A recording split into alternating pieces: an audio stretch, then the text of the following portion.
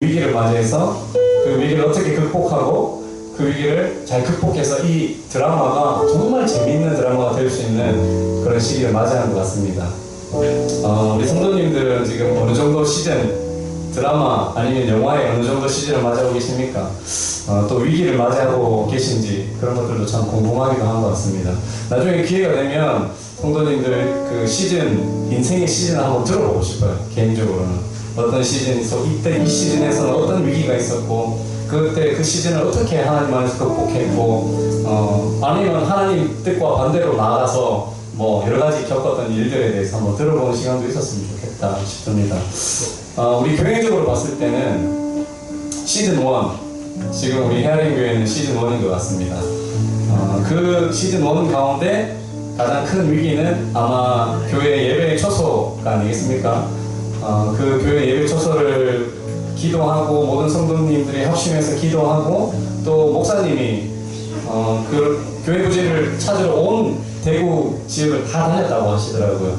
그런데도 원하고 바라는 그런 건물이나 그런 부지이 나타나지 않았고 그 가운데 약간 낙심도 하셨던 것 같고 참 하나님이 참 짓궂으신 분이다 이런 생각도 좀 했습니다. 개인적으로는 어떤 작가가 말하기를 우리 인생을 하나님이 이렇게 작가시고 우리는 주인공이라고 이야기하는데 참 우리 주인공 뜻대로 작가가 이렇게 쓰지는 않으시는 것 같아요.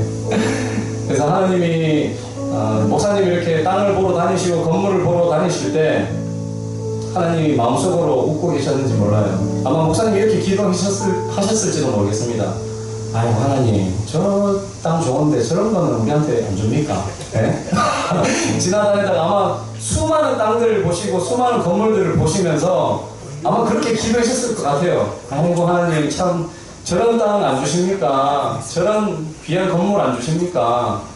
그런 가운데 땅도 안 나오고 그러니까 목사님도 약간 지치시고 어떻게 해야 되나 기도도 많이 하시고 걱정도 많이 하셨던 것 같은데 하나님께서 보시면서 하하하 저기 너희 땅 예배해놨다 이렇게 마치 그 아브라함이 그 자기 아들 데리고 이제 산에 올라가서 이제 번제를 드리려고 했을 때 하하하 짠 내가 양을 예배해놨다 이렇게 말씀하신 것처럼 예배해 주신 하나님의 그 손길들을 경험할 수 있는 시간이었던 것 같습니다. 그리고 더 감사한 것은 제 개인적으로는 우리가 우리 교회의 예배 초소를 구했다는 것이 더 기쁜 것이 아니라 이런 귀한 예배 초소를 정하고 예배 장소를 정하는 데 있어서 아주 귀한 이야기를 얻었다는 것에 저는 더 감사합니다. 하나님이 함께 하시고 우리 성도님들이 함께 하신 그 이야기 우리 모두가 동참했던 그 이야기에 우리가 하나님이 그 정하신 쓰신 그 이야기에 우리가 속해 있다는 것이 너무나 기쁘고 감사한 순간들이었습니다. 우리 이 시간 잠시 좀 묵상했으면 좋겠습니다. 광대하신 하나님 그리고 크신 하나님 모든 걸 예배해 주신 하나님을 이 시간 기억하면서 잠시 기도하겠습니다.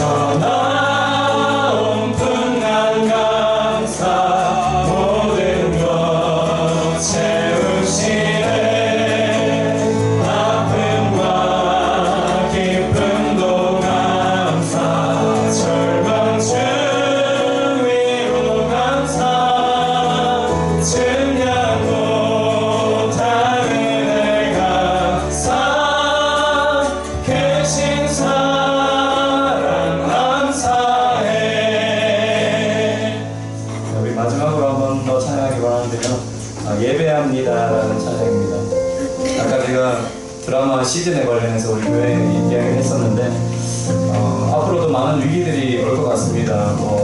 대신 뭐 재정적인 것이라든가 아니면 부지를 건축하고 거기에 관련해서 여러 가지 교회를 세워나가는 일들이 그냥 이렇게 쉽게 우리가 생각하는 것처럼 되지는 않을 거라는 생각을 합니다.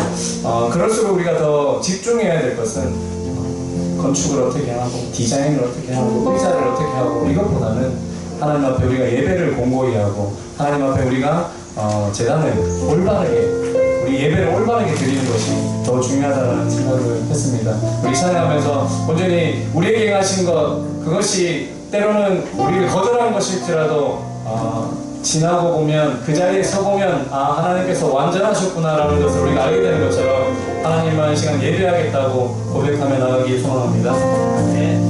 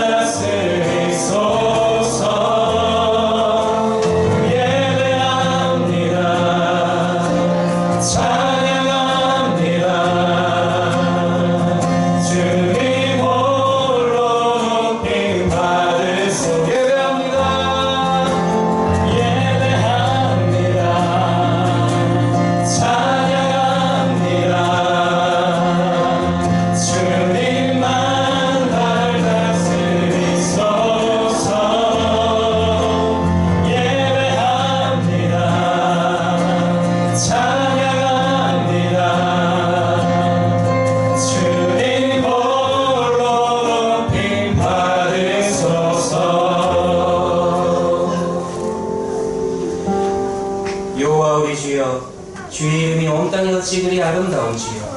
주의 영광이 하늘을 덮었나이다. 사람이 무엇이간데 주께서 그를 생각하시며 인자가 무엇이기에 주께서 그를 돌보시나이까. 여호와 우리 주여, 주의 이름이 온 땅에 어찌 그리 아름다운지요. 우리 다같이 일어나셔서 왕이신 나의 하나님 다 고백하며 찬양하도록 하겠습니다.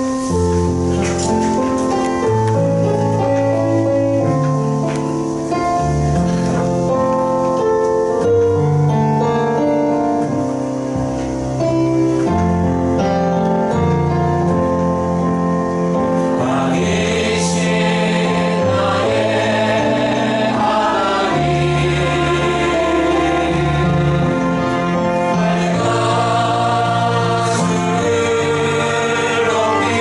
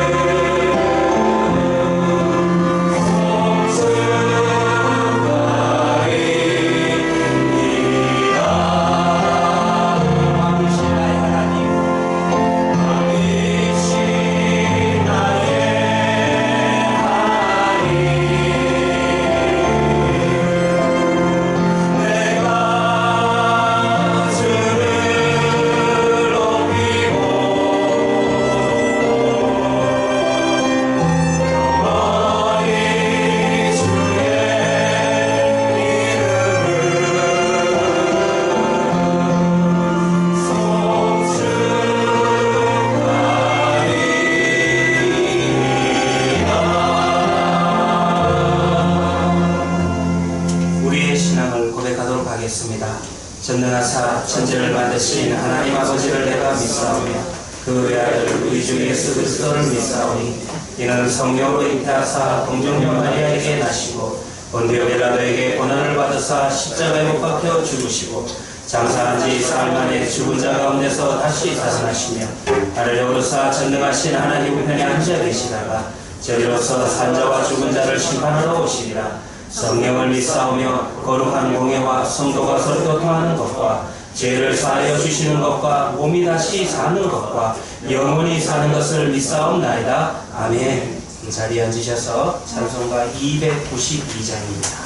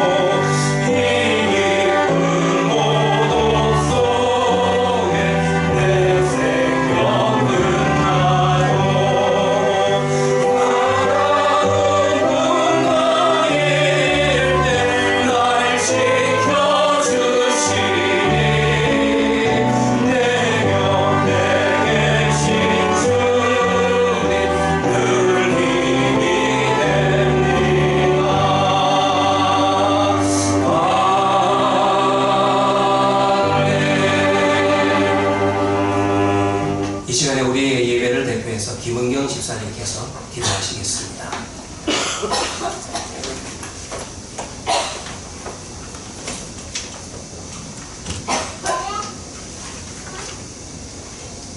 사랑과 은혜가 충만하시고 자비하신 하나님 아버지, 오늘 저희들에게 거룩한 주일을 허락해 주시고 주의 전에 나와 예배드리게 하시니 감사를 드립니다.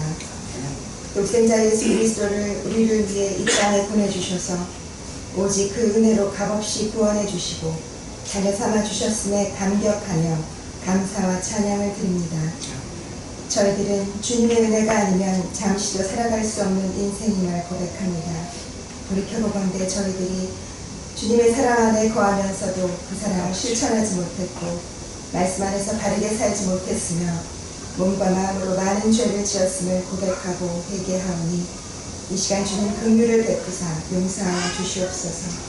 하나님 아버지, 쉼없는 경쟁으로 삭막해져가는 사랑이 식어져가는 유혹 많은 이 세상에서 저희들 가정이 바로 서게 하시고 저희 부모들은 주님이 기업으로 주신 어린 자녀들을 맡아 바르게 양육하기에 부족함이 없도록 믿음의 부모가 되기를 간구합니다. 우리 자녀들의 영혼을 사랑하여 주셔서 지금은 부모의 손에 이끌려 교회에 나오지만 언젠간 자신들의 믿음으로 삶의 주인 되신 하나님을 고백하며 주님의 기쁨이 되는 주님 주신 능력이 충만한 자녀들로 성장할 수 있도록 도와주시옵소서. 우리의 삶을 하나님을 잊고 걱정과 두려움으로 소모하지 않기를 원합니다.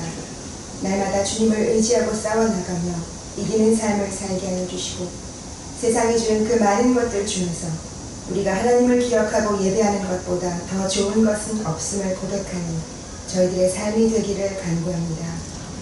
아버지, 우리 헤아림 교회를 이경시 목사님을 통해 주께서 친히 세우사 저희들을 이곳으로 불러 모아 주시고 지금까지 지키시고 이끌어 주시네 감사를 드립니다.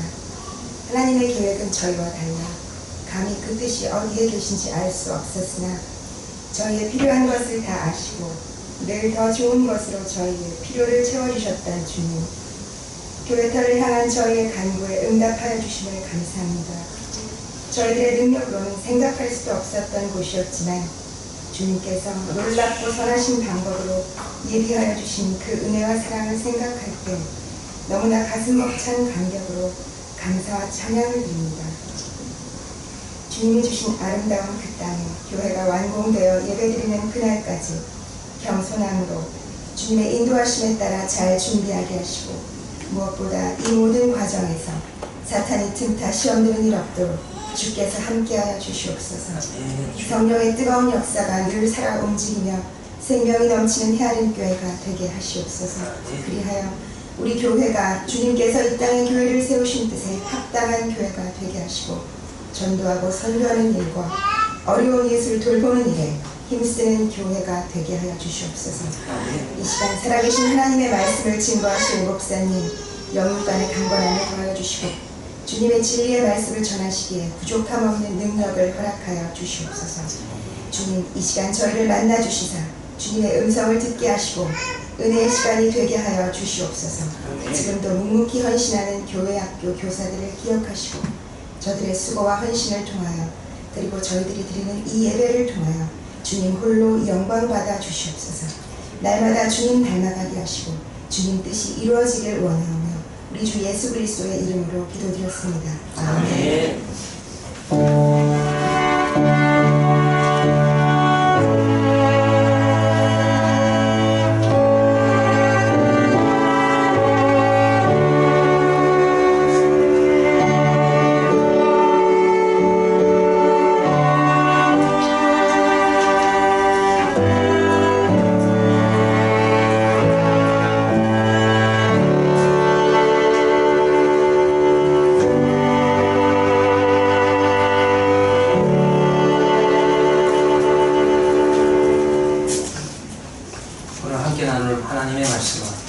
구약성경 출애굽기 33장 12절부터 23절 말씀입니다.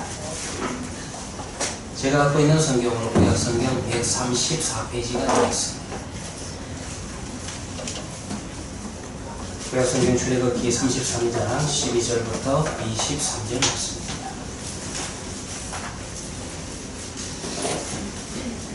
봉독해 드리도록 하겠습니다. 모세가 여호와께 아뢰되 보시옵소서, 주께서 내게 이 백성을 인도하여 올라가라 하시면서 나와 함께 보낼 자를 내게 지시하지 아니하셨나이다.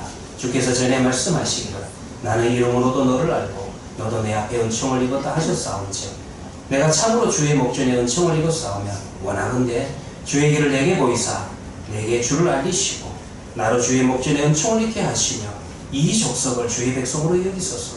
여호와께서 이르시되 내가 친히 가리라. 내가 너를 쉬게 하리라. 모세가 여호와께 아뢰되 주께서 친히 가지 아니하시려거든 우리를 이곳에서 올려보내지 마옵소서. 나와 주의 백성이 주의 목전에 은총이 입은 줄을 무엇으로 알리까? 주께서 우리와 함께 행하심으로 나와 주의 백성을 천하 만민 중에 구별하심이 아니니까. 여호와께서 모세에게 이르시되 네가 말하는 이 일도 내가 하리니 너는 내 목전에 은총을 입었고 내가 이름으로도 너를 알미니라. 모세가 이르되 원하건대 주의 영광을 내게 보이소서. 여호와께서 이르시되 내가 내 모든 선한 것을 네 앞으로 지나가게 하고 여호와의 이름을 네 앞에 선포하리라. 나는 은혜 베풀 자에게 은혜를 베풀고 긍휼히 여길 자에게 긍휼을 베푸느니라. 또 이르시되 네가 내 얼굴을 보지 못하리니 나를 보고 살 자가 없음이니라. 여호와께서 또 이르시기를 보라 내 곁에 한 장소가 있으니 너는 그 반석 위에 서라. 내 영광이 지나갈 때 내가 너를 반석 틈에 두고 내가 지나도록 내 손으로 너를 덮었다가 손을 거두리니 네가 내 등을 볼 것이요 얼굴은 보지 못하리라. 아멘. 예, 이 시간에는 우리 박유환 김혜미 부부 지난주에 그 유아세를 받은 우리 박씨와까지 함께 찬양하도록 하겠습니다.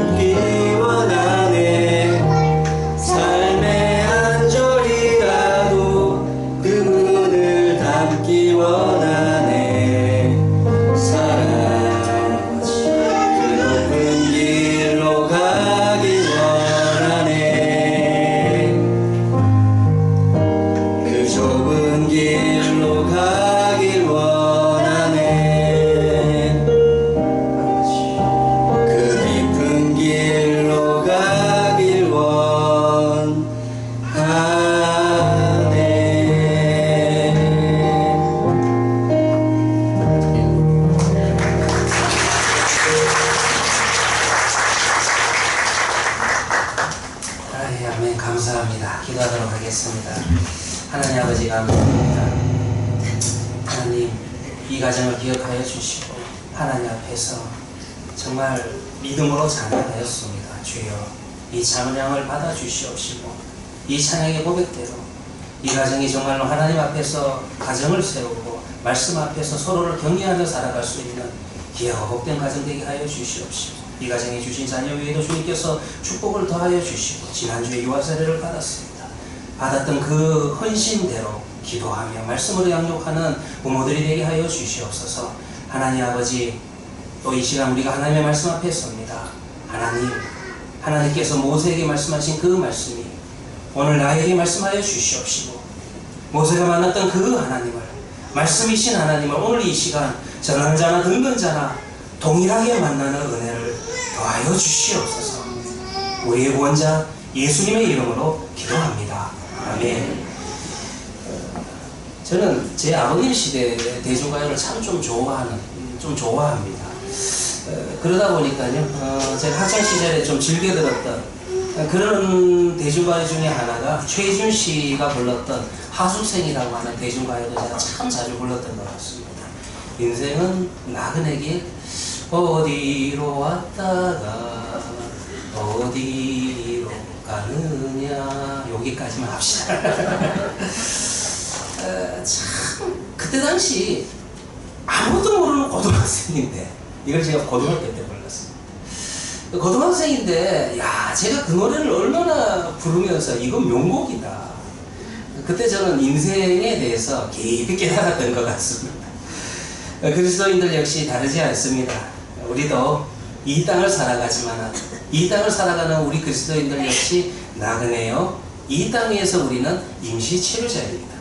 이 세상이라고 하는 것, 지금 우리 눈에 보이는 이 세상이라고 하는 것은 우리의 고향이 아니요 타향입니다. 우리는 어디론가 이동해 가야 되는 사람들입니다. 길 위에 있는 사람들이요, 우리는 하나님의 나라 천성을 향해서 바라보며 그 길을 걸어가는 순례자가 된다는 것입니다. 나그네로서 이 땅을 살아가는 데 있어서 우리에게 필요한 것이 무엇이 있겠습니까? 참 많은 것이 필요할 것입니다. 그럼에도 불구하고 제가 생각해 보니까 내비게이션이 필요하다. 정말 내비게이션이 필요하다라는 그런 생각을 해본 적이 있습니다. 불확실한 미래 앞에서 방황하기에 너무나도 적절한 광야 같은 인생길을 위해서 여기서 우리는 내비게이션을 가져야 됩니다. 왜 우리가 내비게이션이 있어야 됩니까? 길을 분별하고 길을 찾아야 되기 때문에 내비게이션이 필요하다는 것입니다. 그러나 지도에도 나타나지 않는 곳을 향해 가는 그 길을 찾는다라고 하는 것은 이 땅에 존재하는 내비게이션으로 그 길을 찾아갈 수는 없다는 것입니다. 그렇기 때문에 나그네로서 우리가 이 땅을 살아가기 위해서는 우리에게 지혜가 필요하다는 것입니다. 가장 먼저 필요한 지혜가 무엇입니까? 먼저 나의 상태를 좀 잘 알아야 돼요. 내 상태가 어떠한 상태인지 내 상태를 잘 알아야 된다는 것입니다. 제 참 안 좋은 습관 중에 하나가 길을 운전을 하다가 제가 좀 저 자신을 좀 믿는 경향이 있습니다. 저는 그 한 번 간 길은 잘 기억한다라고 그렇게 좀 착각을 잘합니다. 그러다 보니까요, 운전을 하다가 길을 잃어버릴 때가 있는데, 근데 저는 절대로 안 물어봅니다. 끝까지 길을 잃어버린 그 흉내를 안 내고 안 잃어버린 척하고 계속 운전을 합니다. 제 아내가 23년을 같이 살았는데 그걸 모르겠습니까? 눈치를 챕니다. 그래서 내가 어느 순간부터 이렇게 도는 듯한, 같은 길을 다시 가는 듯한 그런 이제 그 상태에 들어가게 되면 제 아내가 옆에 앉아 있다가 차를 세우라고 합니다. 차를 세우고 문을 열고 나가가지고 지나가던 사람에게 묻든지 아니면 가게에 들어가서 묻든지 그렇게 물어서 다시 옵니다. 그럼 차를 돌리죠. 그때마다 제 아내가 저에게 했던 말이 뭐냐 하면, 당신은 길을 잃었는데 왜 사람한테 묻지를 않냐, 왜 이렇게 끝까지 가느냐, 참 잔소리를 많이 들었습니다. 사실은 예전에는요 이것 때문에 부부싸움도 많이 했는데 요즘은 싸울 일이 없어요. 왜 그렇습니까? 내비게이션이라고 하는 좋은 기계가 생겼기 때문에 싸울 일이 없다는 것입니다. 우리가 먼저 우리 스스로의 상태를 알아야 합니다. 나는 길을 잃었다. 나는 길을 물어봐야 된다. 먼저 내 스스로 올바른 길을 찾을 수 없다는 사실을 인식해야만 된다는 것입니다. 나그네는 급변하는 주변 환경과 자기 자신의 기준을 두어서는 안 됩니다. 그 안에는 길을 분별할 수 있는 능력이 내재되어 있지 않습니다. 이 사실을 깊이 인식해야만 된다는 것입니다. 나그네가 가져야 될 참된 지혜는 무엇입니까? 마치 시인이 기도하듯이 이 땅의 인생을 하나님 앞에 기도하며 그 길을 걸어가는 것입니다. 시편 25장 4절에서 시인은 이렇게 기도를 합니다. 주님, 나로 하여금 당신의 길들을 알게 하여 주시옵소서. 나에게 당신의 길을 가르쳐 주시옵소서. 이 시인의 기도가 우리의 기도가 되어야만 된다는 것입니다. 오늘 본문에 나타나는 모세는 참으로 현명하고 지혜로운 나그네였습니다. 그는 하나님께 요청을 합니다. 저에게 당신의 길을 보여주십시오. 길을 보여달라는 이 요청은 어떤 의미를 지금 담고 있는 것입니까? 일찍이 하나님께서는 모세에게 나타나셨습니다. 모세에게 무슨 말씀을 주셨냐 하면은, 이곳을 떠나가거라. 너는 네가 애굽 땅에서 인도해 낸 백성들과 함께 내가 아브라함과 이삭과 야곱에게 맹세하여 주겠다고 약속한 그 약속의 땅으로 가라. 내가 너와 너의 자손들에게 그 땅을 이제 줄 것이다. 약속의 말씀을 주십시오. 모세는 뭐라고 대답을 했습니까? 내게 당신의 길을 보여주십시오. 그리고 내가 직면하게 될 낭만에 대해서도 말씀해 주십시오. 길을 보여달라는 이 말은 무슨 의미를 담고 있냐면 하나님 나에게 미래를 보여주십시오. 모세는요 하나님에게 미래에 대한 시사회를 요청하고 있다는 것입니다. 예, 모세는 알고 있었어요. 모세는 지금 그가 가야 할 길이 아무도 이전에 가지 않았던 길인 것을 알고 있습니다. 발자국도 남지 않는 그 모래길이 자신 앞에 전개될 것을 알고 있었다는 것입니다. 그가 가야 되는 앞길에는 먹을 것과 마실 것과 입을 곳이 없다는 것도 알고 있습니다. 때로는 사람들이 희망을 잃고 낭만하게 될 상황이 있다는 것도 모세는 알고 있었다는 것입니다.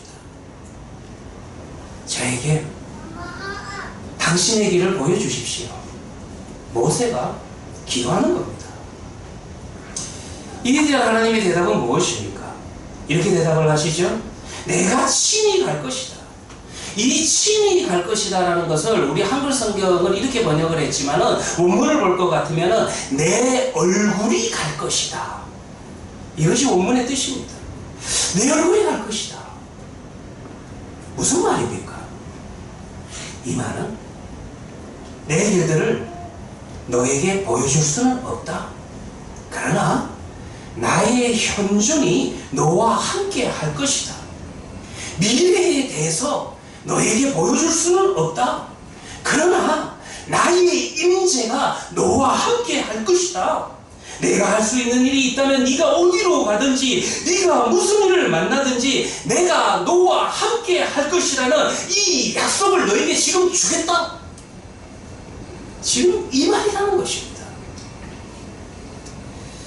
그러자 모세는요 또 두 번째로 요청을 합니다. 하나님이 좀 이 정도 이야기하면 아 예 알겠습니다 라고 그렇게 물러날 것 같지만은요 여러분들 우리 모세 아저씨도 보통 분 아닙니다. 이게 좀 마음에 안 드는 것 같아요. 그러니까 또 하나님 앞에 두 번째 요청을 드립니다. 그 요청은 다음과 같습니다. 그러면 하나님 좋습니다. 하나님의 영광 좀 봅시다. 그러면 나에게 하나님의 임재를 좀 보여주십시오. 아, 나에게 하나님의 현존의 증거를 좀 보여주십시오. 이에 대해서 하나님의 대답은 무엇입니까? 야 모세야, 나의 영광을 보여줄 수는 없다. 그러나 내 모든 선함으로 네 앞을 지나가게 할 것이다. 내 현존을 너에게 보여줄 수는 없다. 그러나 나의 현존의 증거를 뒤에다가 남겨놓겠다. 내 임재를 너에게 보여줄 수는 없다. 그러나 나의 발자국과 손자국을 뒤에 남겨놓겠다. 이것이 하나님의 대답입니다. 사랑하는 성도들이요, 우리는 살아계신 하나님, 그 하나님을 어떻게 봅니까? 우리는 하나님을 어떻게 경험합니까? 나는 어떤 방식으로 나의 삶 속에서 하나님의 현존을 분별합니까? 하나님의 임재를 경험하고 분별하는 방식이 있다면 과거에 하나님께서 내게 베푸신 그 선하심을 기억할 때 우리는 하나님의 임재를 보게 된다는 것입니다. 나의 삶을 뒤돌아볼 때 우리는 하나님의 현존을 기억하게 된다는 것입니다. 나의 삶 속에 나타난 하나님의 손자국과 발자국을 찾아볼 때 그때 우리는 하나님의 현존을 보게 된다는 것입니다. 만일 지금 나의 인생 가운데서 나의 삶 가운데서 나타나고 있는 하나님의 임재와 하나님의 현존이 의심스럽다면 과거의 나의 삶 속에서 나타나셨던 하나님의 임재, 하나님의 사랑, 하나님의 은혜를 기억해 보시기를 바랍니다. 하나님께서 나의 인생을, 나의 삶을 어떻게 수없이 많은 복으로 채워주셨는지 기억해 보시기를 바랍니다. 내가 달라고 요청하지도 않았던 그 복을, 감히 나는 바랄 수도 없는 복을, 받을 자격도 없는 나에게 주신 그 복을 한번 기억해 보시기를 바랍니다. 하나님이 나를 정말 얼마나 사랑하셨습니까? 하나님이 나를 얼마나 상대하셨습니까? 내 영광을 너에게 보여줄 수 없다. 그러나 나의 모든 선함들을 네 앞에 지나가게 할 것이다. 이것이 하나님께서 모세에게 대답하신 대답의 내용입니다. 하나님이 이렇게 말씀하셨을 때 모세는 그분이 무슨 의미로 이 말씀을 하셨는지 잘 알고 있습니다. 그는 갓난아기 때부터 파란만장한 인생을 살았죠. 우리가 여러분들 출애굽기를 읽어보면 모세가 태어났을 때는 바로가 히브리인들의 아들은 전부 다 나일강에 던져서 아그박이 되게 해라 라는 명령이 내려져 있는 상태였습니다. 그러니까 모세라고 하는 운명은 실질적으로 태어나자마자 나일강에 들어가야 되는 운명입니다. 그런데 갓난아기였던 그가 오히려 나일강에서 애굽의 공주에 의해서 구원을 받았습니다. 애굽의 궁전에서 자랄 수 있었습니다. 도망자 신세였죠. 도망자 신세로서 그야말로 아무것도 가지지 못하고 광야를 건넜습니다. 요즘으로 이야기하면 노숙자 된 거예요. 거지 된 거예요.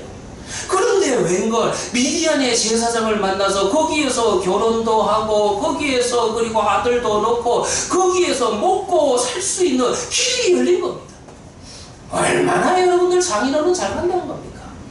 모세의 운명이에요. 여러분들 자기는 거지였는데 장인어른 잘 만나서 결혼도 하고 자식도 얻고 그리고 여러분들 먹을 거 사는데 지장이 없는 그런 인생으로 또 변하게 되었다는 것입니다. 또 기적적으로 얼마나 바로가 반대를 많이 했어요. 그 완악한 바로의 허락을 받아서 출애굽을 했습니다. 그리고 그 앞을 가로막았던 홍해가 갈라지는 그런 기적도 모세는 체험하지 않았습니까? 그 외에도 모세는 오늘 본문에 이르기까지 출애굽기 33장에 오기까지 수없이 많은 삶의 굴곡을 통과하면서 하나님이 정말 선하다, 가비소그 하나님 정말 좋다라는 것을 몸소 배웠다라는 것입니다. 예, 정말로 하나님은 그에게 선대하셨습니다. 신실하고 좋으신 분입니다. 이제 여러분들 출애굽기 33장에서 하나님은 모세에게 뭐라고 말씀하고 계십니까? 과거에 너에게 베푼 나의 선함을 기억하여라. 미래에 있을 나의 선함 역시 동일할 것이다. 이 약속의 말씀까지 주시고 있는 거예요. 이 말은 무슨 말이냐면 앞으로도 하나님에 대해서 염려하지 마. 나는 안 변해. 너를 향한 그 은혜, 너를 향한 그 선함 절대 거두어 들이지 않을 거야. 그 약속의 말씀을 주고 있는 거예요. 이 말이 여기에서 왜 중요하냐면 이유가 있습니다. 여러분들 지금 오늘 우리가 읽은 본문은 출애굽기 33장이죠. 앞에는 몇 장이 나오냐면 당연히 빼기 1을 하시면은 32장이 나옵니다. 출애굽기 32장에는 무슨 사건이 기록되어 있냐 하면은 지금 모세가 하나님의 말씀을 받으러 시내산에 올라가 있는 그 상황 속에서 산 밑에서는 이스라엘 백성과 아론이 황금 송아지를 만든 거예요. 황금 송아지를 만들어서 이게 우리를 애굽에서 인도해낸 하나님이다, 여호와다. 이 말이 무슨 말인지 아세요? 애굽의 우상의 모습을 만들었다는 것은 하나님보다 그 이전 애굽의 생활이 애굽에서 있었던 것이 우리에게 훨씬 더 중요하다. 그 시절로 하나님을 만나기 이전으로 돌아가고 싶다. 그거를 지금 이야기하는 거예요. 하나님을 만났음에도 불구하고 하나님의 은혜를 체험했음에도 불구하고 그들이 버리지 못하는 것은 원래 여러분들 황금 송아지는 멤피스 신인데 어느 시대나 어느 지역이나 인간의 여러분들 형상으로서 신의 모습을 만들어서 숭배하는 그런 사상이 있습니다. 인간이 만든 종교는 다 그래요. 특별히 여러분들 그 애굽의 그 종교도 수없이 많은 신상이 있습니다. 그런데 수없이 많은 신상이 있어도요, 항상 제일 인기 있는 그 신이 하나 있어요. 우리 어린이도 이제 알고 있을 겁니다. 항상 제일 인기 있는 신은 뭐냐 하면은요, 재물과 관련되는 신입니다. 나에게 재물을 준다라고 믿어지는 신. 제가 일본에 설교하러 갈 일이 있어요. 일본 사람들도 보니까 이 부엉이상을 많이 만들어 팔더라고요. 처음에 저 그냥 부엉이상이 예뻐서 저도 많이 구경했는데 이게 이 나라에서 왜 이리 인기인가? 그게 그렇게 물질을 가져다 준다. 복을 가져다 준다. 여러분 보면은 항상 제일 인기 있는 그런 신상은 항상 집으로 관련이 됩니다. 왜 황금 송아지상이 왜 인기가 있냐 하면은 이것이 물질을 준다. 애굽의 신들이 그렇게 많지만은 그 중에서도 가장 인기 있는 신이 이겁니다. 그러니까 이것만큼은 하나님께서 우리에게 나타나셔서 구원을 베푸시고 은혜를 베푸시고 기적을 체험했어도 이것만큼은 놓칠 수 없다. 붙은 거예요. 그래서 여러분 황금 송아지 상을 만들었어요. 그들이 얼마 전에 하나님 앞에 뭐라 그랬어요? 여호와께서 말씀하신 것을 우리가 다 준행하겠나이다. 홍해를 건너고 난 다음에 그 말 했잖아요. 마실 물이 없어가지고 마실 물이 없어서 다 목말라 죽게 되었을 때 물이 나왔을 때도 그 말 했잖아요. 그때 그 말을 해놓고는 그런 순종의 약속을 해놓고는 이제 와서 다시 황금송아지를 만듭니다. 출산가성으로 아론은 대제사장 아닙니까? 이미 여러분들 대제사장으로 지명을 받았는데 동생 모세가 내려와가지고 책망을 할 때 이 대제사장 아론이 얼마나 한심하냐면 모든 책임을 백성들에게 전가합니다. 이 백성의 악함은 너도 알고 있지 않느냐? 나는 책임이 없다 이 말이에요. 얼마나 뻔뻔스럽습니까? 그들이 금을 나에게 가져왔는데 이 금을 내가 불 속에 넣었더니만 어이구 이 황금 송아지 이 모양이 돼서 튀어나왔어. 이게 말이나 되는 이야기입니까?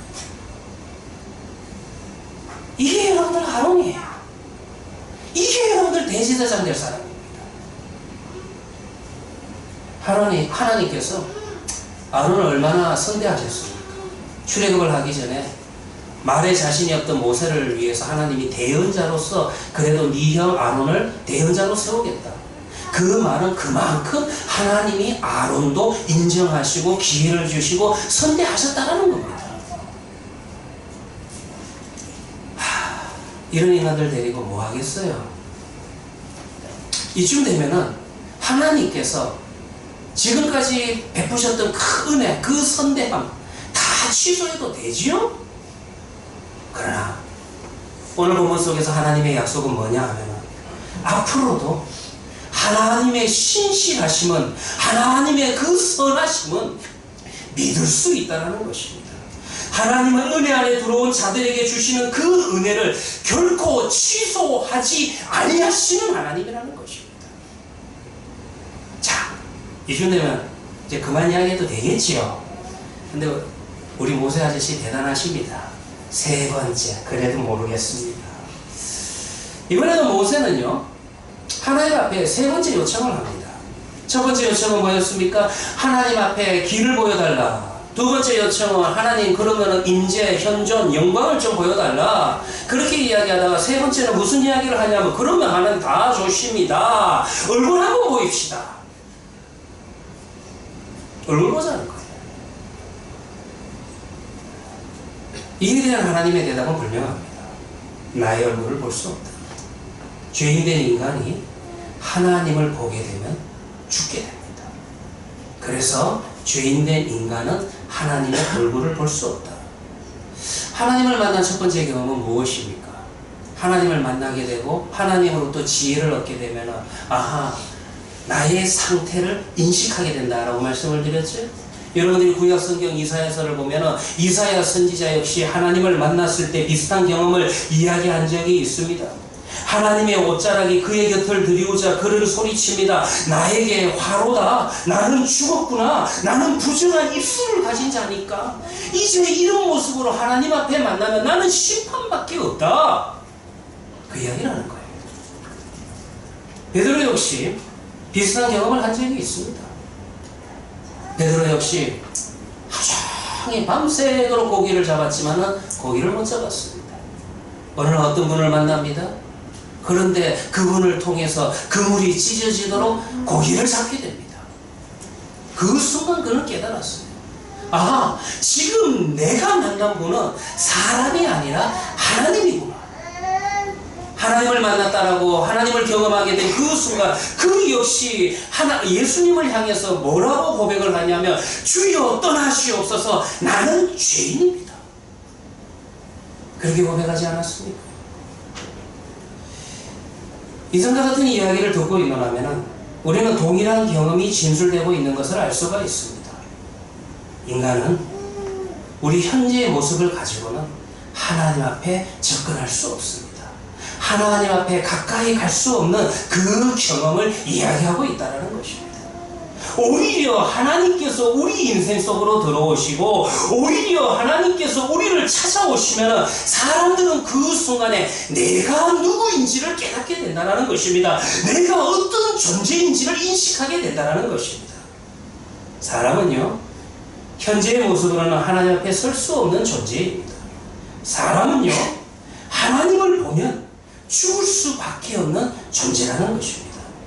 이것이 인간 실존의 한계입니다. 하나님께서 모세에게 말씀하십니다. 너는 내 얼굴을 볼 수 없다. 왜냐하면 아무도 나를 보고 살 자가 없기 때문입니다.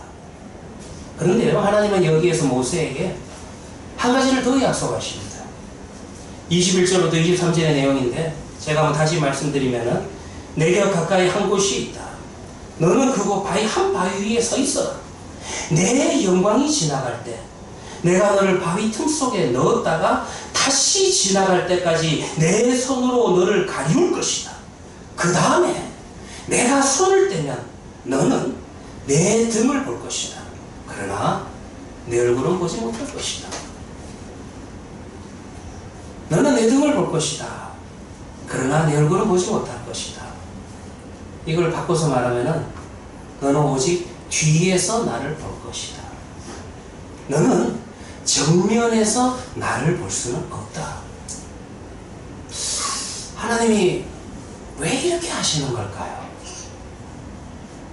하나님이요, 우리를 상대로 분주하게 일하실 때는 그분의 손은 우리의 눈을 가리십니다. 그리고 난 다음에 일을 다 끝내놓고 난 다음에 다 일이 끝났을 때 하나님은 우리의 눈을 가리웠던 그 손을 거두신다는 겁니다. 그때 우리는 무엇을 볼 수 있습니까? 우리는 하나님의 등을 볼 수 있는 것입니다. 우리는 오직 하나님께서 내 옆에서 일하셨던 흔적들, 하나님의 발자국, 하나님의 손자국을 볼 수 있다는 것입니다. 우리는요, 하나님을 회고적으로 만난다는 것입니다. 곰곰이 생각해 보면요, 이 세상은 하나님의 등으로서 가득 차 있습니다. 바울도 이와 같은 사실을 로마인들에게 보낸 한 편지에서 말한 적이 있습니다. 로마서 1장 20절을 볼 것 같으면 그는 복음을 들어보지 못한 이방인들도 하나님 앞에 변명할 수 없다고 그렇게 이야기합니다. 그들의 행동들에 대해서 책임을 피하지 못한다라고 이야기합니다. 왜냐하면 그들은 하나님이 만드신 만물들을 통해서 하나님의 등은 무엇이냐 하면 하나님의 능력과 신성을 그래도 느낄 수 있다는 것입니다. 그들 역시 하나님의 등을 볼 수 있다는 것입니다. 사실 여러분들 성경을 읽어보세요. 성경을 읽어보시면 성경의 많은 이야기들 역시 그 속에서 하나님의 등에 대해서 이야기를 하고 있습니다. 한 명을 이야기해 볼까요? 우리가 지금 예배를 드리는 장소가 요셉 성경회니까 요셉 이야기해 봅시다. 우리는 요셉의 이야기를요, 잘 기억하고 있습니다. 이야기 끝부분에 가면은 이제 요셉의 형제들, 요셉을 노예 상인에게 팔았던 그 왼수 같은 형들, 그 형들이 이제 만나게 됩니다.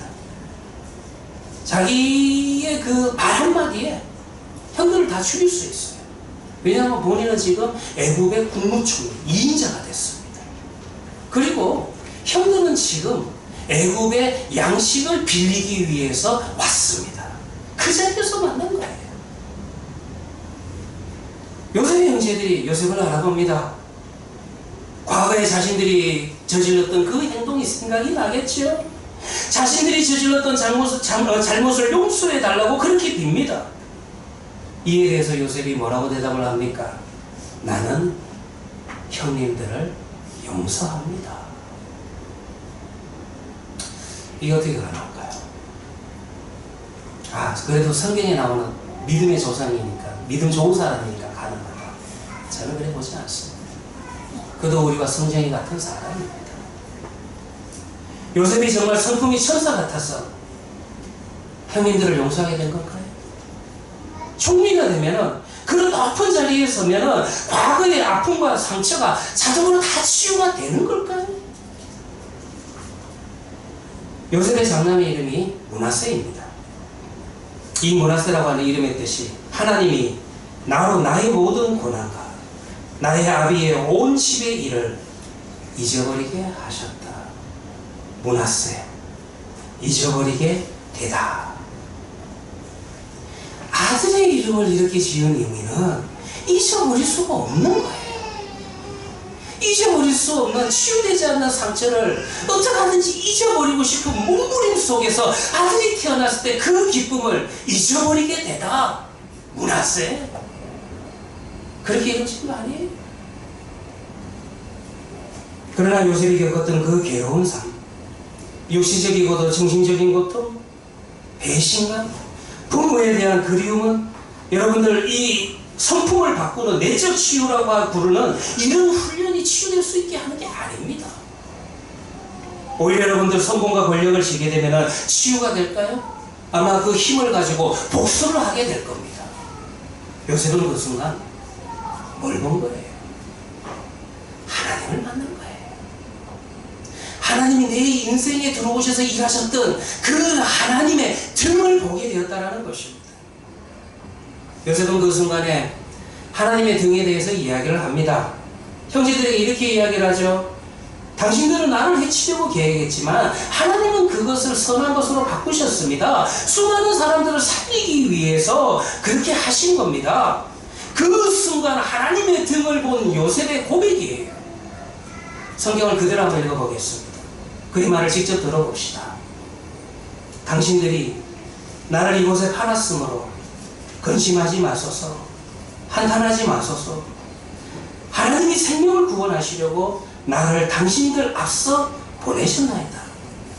하나님이 큰 구원으로 당신들의 생명을 보존하고 당신들의 후손을 세상에 두시려고 나를 당신들 앞서 보내셨나니, 그런즉 나를 이리로 보낸 자는 당신들이 아니요 하나님이십니다. 나를 이리로 보낸 자는 형님들이 아니라 하나님이십니다. 성경에 기록된 이 말씀은 요셉이 해고적으로 지금 하나님을 만난 겁니다. 그의 삶을 뒤돌아보면서 지금 그렇게 고백을 하고 있는 것입니다. 요셉이 그의 형제들에 의해서 노예로 팔렸을 때 하나님이 요셉과 함께 하셨습니까? 예, 우리는 교리적으로 알고 있습니다. 하나님께서 요셉과 함께 하셨을 것입니다. 그러나 그 노예 상인에게 끌려가는 그 순간에 요셉이 과연 하나님의 얼굴을 볼 수 있었을까요? 아니요. 하나님의 인지를 볼 수 없었을 것입니다. 보디발의 아내에 의해서 요셉이 누명을 뒤집어쓰게 될 때, 그 억울한 그 순간에 그 현장 속에서 하나님은 요셉과 함께 하셨습니까? 예, 교리적으로 알죠. 하나님은 그 순간 요셉과 함께 하셨을 것입니다. 그러나 억울한 누명을 쓰고 끌려가는 그 순간에 요셉은 하나님의 얼굴을 볼 수 없었을 것입니다. 요셉이 지하 감옥에서 그 생고생을 할 때 그곳에도 하나님은 요셉과 함께 하셨습니까? 예, 하나님은 요셉과 그곳에서도 함께 계셨을 것입니다.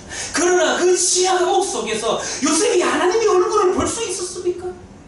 아니요. 하나님의 임재와 현존은 조금도 체험하지 못했을 것입니다. 요셉은 하나님이 자기를 지나가실 때까지 내 인생 가운데 내 삶 속에서 그분이 일하고 계신다는 것을 볼 수 없었습니다. 하나님이 지나가고 난 다음에 요셉의 눈에서 자신의 손을 거두어 들이실 때 비로소 요셉은 하나님의 등을 보게 된 거라는 것입니다. 거기에서 하나님의 손자국, 하나님의 발자국을 보는 것입니다. 그 시간과 때가 되었을 때 하나님의 임재가 보이는 것이요 하나님의 현존을 체험하게 되는 것입니다. 주원에서 하나 된 우리 다림교회 성도들이요, 여러분과 함께 예배드린 지난 7개월 동안에 저는 제 인생에서 가장 선명하게 하나님의 등을 보았습니다. 처음 교회를 개척하고자 하는 부르심을 받았을 때는요, 사실 기뻤던 건 아닙니다. 정말 인간인지라 너무 그 고민이 많았습니다. 한치 앞을 볼 수 없는 광야의 길이 내 앞에 놓여 있는 것입니다. 저는 그 길 위에 혼자 서 있는 줄 알았어요. 그런데 오늘 여러분들 다시 한번 고백합니다. 아, 하나님께서 정말 살아계시는구나. 하나님이 자신의 의중에 따라서 나를 인도해 주시다는 것을 나는 또 한 번 알게 되었습니다. 하나님의 공로가 배에 보이지 않는 키처럼 나의 인생을 인도해 주고 있다는 것을 나는 인식하게 되었다는 것입니다. 내 평생에 하나님의 선하심과 인자하심이 나를 따르니라고 고백했던 시편 23편의 시인의 그 고백이, 그 노래가 나의 고백이 되었으며 나의 노래는 고백이 되었다는 것입니다.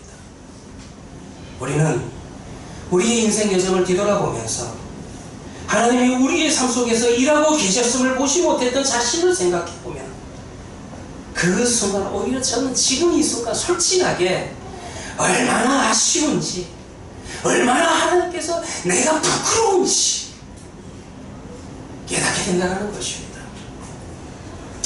나중을 돌이켜보면 불면 그때 그분이셨다는 사실이 확실해지면 참 창피해집니다. 하나님의 등은 참 아름답습니다. 그리고 우리에게 커다란 위로가 됩니다. 그래도요 우리는 미련한지라 이런 이 말씀을 하나님께서 전해주셔도 100% 만족을 하지는 못합니다. 얼굴과 얼굴을 보듯이 하나님을 만나기를 원하는 그 영혼의 갈망과 목마름이 너무 강하다는 것입니다. 시편 42편의 시인처럼 목마른 사슴이 신의 문을 찾아 헤매이듯이 나의 영혼이 주님을 찾기에 갈급합니다. 내 영혼이 살아계신 하나님을 애타게 그리워하는데 내가 언제 나아가서 하나님의 얼굴을 볼 수 있습니까? 예. 우리의 심령 속에서 이런 애절함이 있습니다. 이런 갈증이 있습니다. 그럼에도 불구하고 우리는 하나님의 얼굴 뵙기를 갈망합니다. 자, 그렇다면 이제 우리는 하나님의 얼굴을 보려면 어디를 봐야 합니까? 어느 곳을 쳐다봐야지 우리가 하나님의 얼굴을 볼 수 있습니까? 종교개혁자였던 마르틴 루터의 설교입니다. 와서 보십시오. 나를 구원하시기 위해서 가장 비참하게 십자가에 달리신 하나님을 보십시오. 하나님의 얼굴을 보려는 그 갈망은 여기에서 끝이 납니다. 하나님의 얼굴을 보려는 우리의 갈망과 바람은 십자가에 달리사 나의 죄를 속하시 예수 그리스도를 볼 때에, 그분을 만날 때에 겸손히 그 앞에 머리를 숙이는 자비의 심령과 더불어서 끝이 나게 된다는 것입니다. 이 시간 우리가 하나님의 얼굴을 봅시다. 요한복음 3장 16절 17절 말씀입니다. 하나님이 세상을 이처럼 사랑하사 독생자를 주셨으니 이는 그를 믿는 자마다 멸망하지 않고 영생을 얻게 하려 하십니다. 하나님이 그 아들을 세상에 보내신 것은 세상을 심판하려 하심이 아니요 그로 말미암아 세상이 구원을 받게 하려 하심이라. 기도하도록 하겠습니다.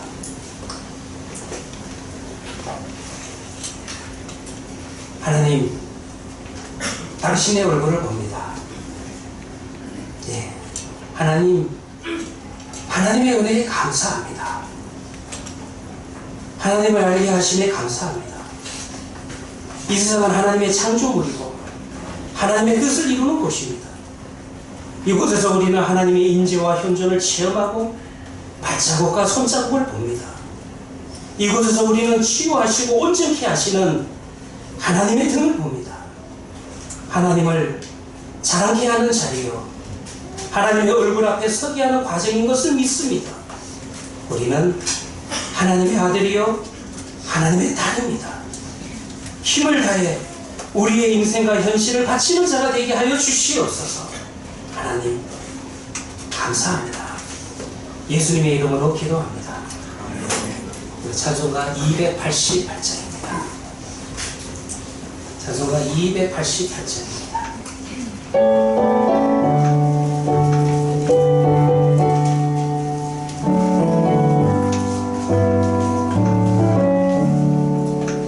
예수를 나의 구주 삼고 성령과 피로써 거듭나니 이 세상에서 내 영혼이 하늘의 영광 누리로다. 이것이 나의 간증이요 이것이 나의 찬송일세. 나 사는 동안 끊임없이 구주를 찬송하리로다. 온전히 주께 맡긴대요. 사랑의 음성을 듣는 중에 천사를 왕래하는 것과 하늘의 영광 보리로다. 이것이 나의 간증이요 이것이 나의 찬송일세. 나 사는 동안 끊임없이 구주를 찬송하리로다. 주 안에 기쁨 누림으로 마음의 평안이 찬란하니 세상과 나는 가고 높고 구속한 주만 보이로다. 이것이 나의 간증이요 이것이 나의 찬송일세. 나 사는 동안 끊임없이 구주를 찬송하리로다.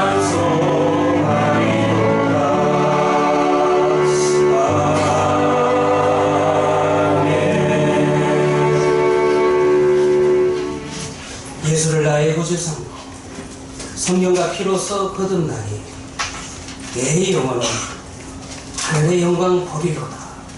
이것이 나의 찬송이요 나의 기도입니다. 이 고백 앞에 서 있는 우리 하리교회 성도들이 하나님이 주신 그 은혜, 하나님의 손자국과 하나님의 발자국에 감사하여 오늘 이 자리에 올라와 하나님의 나를 기억하고 또 한 번 주님 앞에 예배하며 주님의 이름을 부르며 주님의 이름을 높이며 찬양합니다. 주여, 이 시간 우리의 심령을 만지시고 한없는 하나님의 은혜로서 또 한 번 하나님을 만나는 귀한 은혜와 축복을 더하여 주시옵소서. 하나님 아버지, 우리네 인생은 이 세상의 물질이 우리네 인생의 행복이 아닙니다.